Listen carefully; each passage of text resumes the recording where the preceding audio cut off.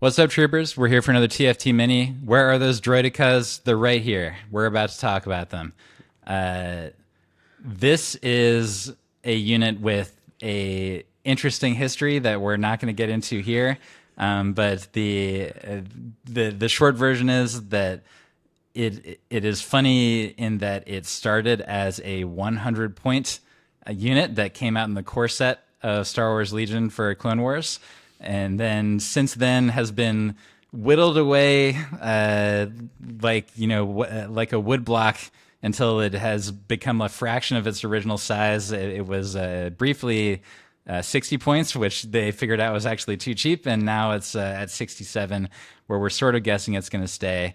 The deck has been on quite a journey, but it it is fair. It's fair to say that it's one of the best vehicles in the game. Wouldn't you agree with that, Mike? Yeah, yeah. There are a couple that are probably better than it at this point, but One it's one of yeah, when it was 60, I think it was the best deal in Star Wars Legion, personally. But now it is merely a very good deal for 67 points. What do you think is the best part about the Deca? Because it has a lot of pluses to it. the resiliency for the cost. I think is probably Hmm. the biggest thing. There are a lot of things it has going for it, but the fact that you have to punch through four shields before you can Yes. even start doing stuff to it, and then if you don't finish it off the turn that you punch through, like it's getting shields back every turn Yep. is like really annoying.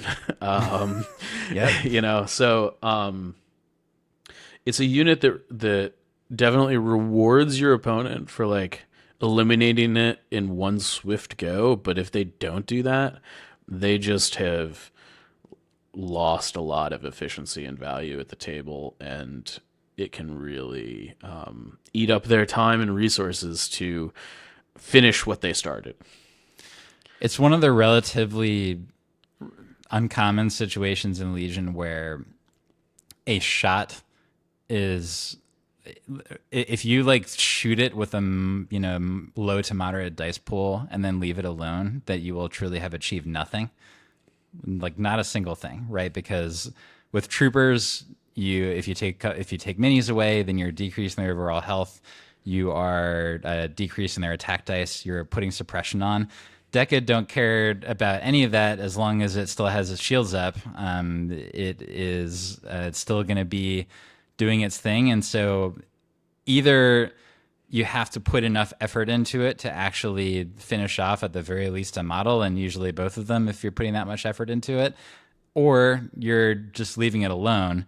And like doing that stuff in the middle just doesn't work, and so it creates tough choices for your opponent in that way, that they either need to commit or commit to leaving it be.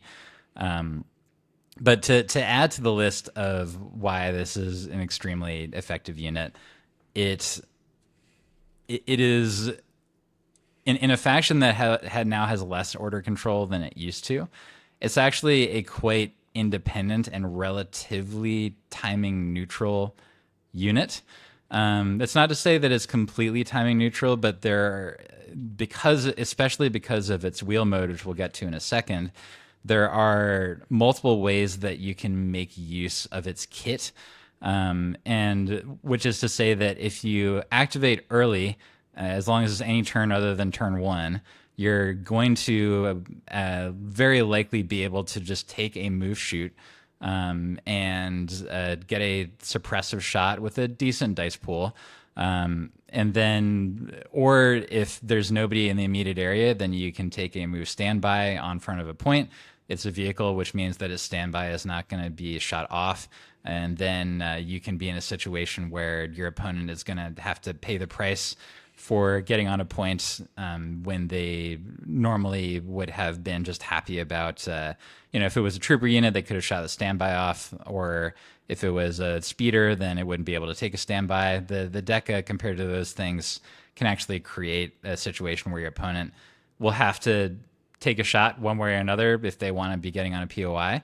And then if they activate late, They can obviously still shoot, but if they're activating late, then they can go into wheel mode and zoom onto a point that it otherwise would have been vulnerable approaching. So, I mean, before we actually get to the wheel mode shenanigans, because there's a decent amount to it in terms of the decision making there, what would you have to say about the timing aspect, the relative lack of a need for face-up order tokens with the Droidekas? So I think that depends on a couple things. It should be noted that the Droidekas are line of sight blocking for standard trooper models. Yes, that's also correct. Which is a big deal because if you're using them in that capacity in your army, they generally become not timing neutral at that point. That's fair. Because you do have to be making sure that they're like blocking your guys and not getting in the way of what you're trying to do and things like that. You're gonna end up in a situation where like the Droidekas are like blocking each other because you've like built a big chain. Obviously, with Aqua Droids out, they don't fill this role as much as they used to. They're not as necessary for LOS blockers with Aqua Droids in the field. Yeah. And they're shorter than Aquas, so they, height can mess with them a bit more. Right. But if we're talking about an even playing field where everybody's generally on the same base level, Droidekas still can fill that role. And in that situation, I think they are pretty time insensitive. That being said, I think basically everything you covered there was on point. I think aim shooting with these guys and just laying down suppressive guns. Their guns, once you get an aim token, are pretty good. Yeah. And these guys are like the closest thing to like a walking gun line that I sort of like think of in Legion. Is just like, it's like I move a little bit, I shoot. Yep. I move a little bit, Scooch I and shoot. shoot, scooch and shoot. So, and that works pretty well if you're line of sight blocking too. But I think also the dodge action should not be underrated on these guys. Adding a dodge on top of canceling a bunch of hits with the shields, or canceling a bunch of crits with the shields, is helpful. So the dodge can take care of the hits, and then makes it an even less attractive target if you're like thinking that you're going to try and get the shields down that turn. A couple other brief things that I'll mention about the weapon. So it's an interesting weapon in that it's one of the in CIS, I'd say it's maybe the most like surge hungry dice pool for a vehicle that does not have any native access to surges on offense.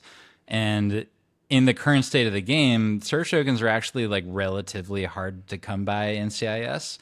There's a couple different ways. There's Grievous's 3-pip, and then the one that is the one that you can do every turn is that you can have a generic T series with the bolster action.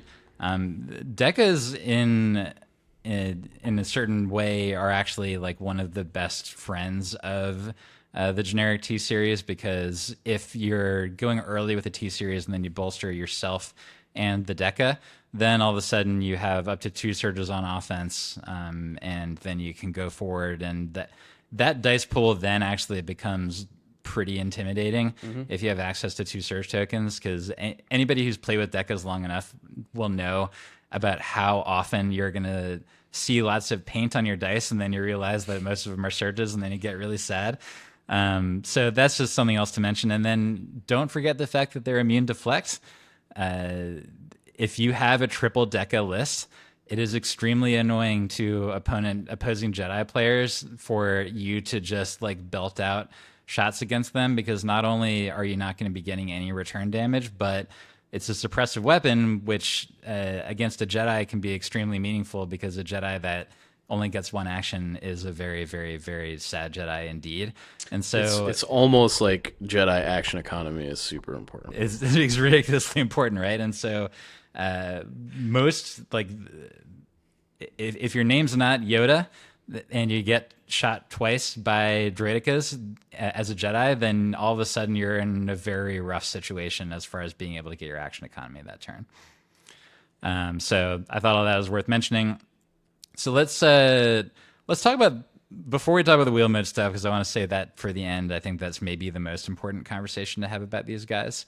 Let's talk about the comm slot. Uh, Usually this is blank. There may be situations in the future where getting face ups on these is more reliable than it really is now, and then you might want to think about an LTA because, as you mentioned, the action economy on them is pretty nice. But these days, especially, the direct AI is more likely to go to either a B1 that's going to be chaining or to an Aqua Droid that has a bigger dice pool. So it's just a little bit harder for these guys to get face ups in comparison.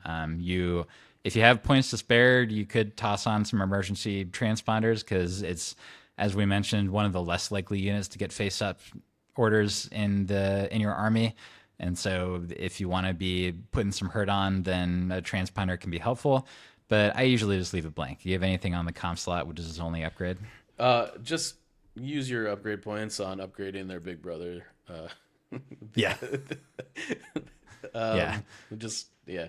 These are cheap. They're efficient. Keep them that way. Yeah, I totally agree with that. So let's talk about wheel mode. Wheel mode, it changes. It changes like just about everything about them as far as their speed and their defense goes. And of course, also their offense because you can't shoot while you're in wheel mode. But if you're going wheel mode, like you've already taken that part into account. Like you've already decided, I don't want to shoot this round. Therefore, you're considering going into wheel mode. And so what that does is that it makes you speed 3. And then it also means that you cannot use your shields at all. So if you get shot, then you are at risk of taking body damage. And it's only 3 health per mini with Surging White defense dice, so they can go down pretty fast. But they do get covered 2, which is not nothing. It means that you're not going to be like taking every shot to the body, but it's certainly not as reliable as literally just having your shields up. What do you think is the most important thing to pass on to newer players about wheel mode? Don't ever do this unless it's like the last couple activations of a turn. That's rule exactly. number 1. Yes. There's a lot of math you can do to this to like figure out if it's like a wash to do this. I think that the thing that is important is that wheel mode is a thing that you use to score victory points. Like that's really the only reason you're ever using wheel mode. So you're doing this if you're going to be able to like steal a point from your opponent or wash a point out by making it even, and they like can't do anything about it.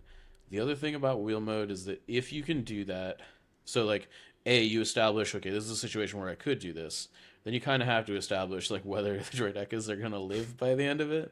Yeah. It should be noted that if you get attacked by like a rather large dice pool, that having cover 2 is, in some situations, going to be roughly equivalent to having 4 shield tokens, except you don't have to spend the shield tokens.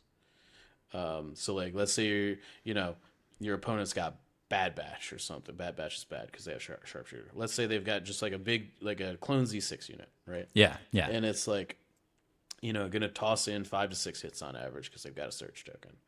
So cover is going to take 2 or 3 of those hits, which is what your shields would have taken anyways. Yeah. Right. So you're not like against the bigger dice pools. This is less of an issue. In the before times, this was an easier comparison because cover 2 was just like basically 2 shields, but it's not anymore. So the bigger the dice pool, the more like pseudo shields you get from going wheel mode, and so you can kind of like cheat it and not use your shields to defend if you are looking to like if you think they're going to get attacked by a die pool. I guess is what I'm trying to say. Yeah, I think that's fair. And then, of course, if most of your shields are out, like if you've got 1 left or 0 left, then going into wheel mode is actually only going to be net benefit in terms of your defense. Yes. If you weren't going to be able to use those shields anyway. And they will still... they still come back even if you switch to wheel mode. Like you'll still get the generator recharge. So at that point, there's not going to be any downside to being in wheel mode that turn. It may only be upside. But yes, totally agree. this is about scoring points. You generally want to do it late. There are some maps where you can use wheel mode to get to like advance toward a POI but not be on it. If you think you're going to be totally safe doing that, and like that you're definitely not going to be shot, it is not super easy to hide these things because of their relative height and the fact that you have two minis and they're 2 inches wide. But yes, mainly it's to get on POIs, usually late in rounds. This is a good thing to know for prospective Deca players, is that a speed 3 move with its 2-inch base is of course 10 inches, because the speed 3 move itself is around 8. And so that means that if you're doing 2 speed 3 moves, you're at 20 inches, and that is range 3 and about a third of another range stick, which is like, that's pretty far in terms of like how far the mini is going. And something that you can do is that you can have your range 3 stick out, and your opponent may think that you're trying to measure out for a shot, but what you're really actually doing is that you're measuring how far a double wheel mode move can get you. And Legion players who have been around the game a while and have had this happen to them will be on the lookout for this, but a lot of people are not going to be on the lookout for the fact that this thing can just go from crawling to blazing in the blink of an eye and hop on a point that they were not counting on being contested. So that's just a super important thing to remember. It's the old, I take a standby, you trigger the standby expecting me to shoot you, but I'm actually moving. Thanks, Cape. Yeah, exactly. See ya. But yeah, that's Decas. It's like we kept naming all of these like small to moderate bonuses that you get from using this vehicle, and so that's really what it amounts to for me, is that it's extraordinarily versatile, and the only thing that it can't do generally is be helpful against armor, I should say, because it doesn't have any access to crit or impact, and its suppressive weapon is meaningless. So in that situation, it's not really going to be helpful to you, but we just named several other game situations where they are helpful. And so that is why at 67 points, this thing is just a really, really great buy. And in a lot of ways, it still remains, to me anyway, the default choice for the support slot in CIS armies. Yeah, I mean, it's Value Town. This unit, you could rename Droidekas Value Town, and you would not be wrong. Yep, absolutely. So yeah, the fact that it comes in the CIS starter is just like extra Value Town to the starter that is already maybe the most Value Town out of any of the starters, all of which are Value Towns. So play those Decas, people. So I think that's it for the Deca. If you liked what we're doing, then please do consider checking out our Patreon, and we will see you on the next TFT Mini.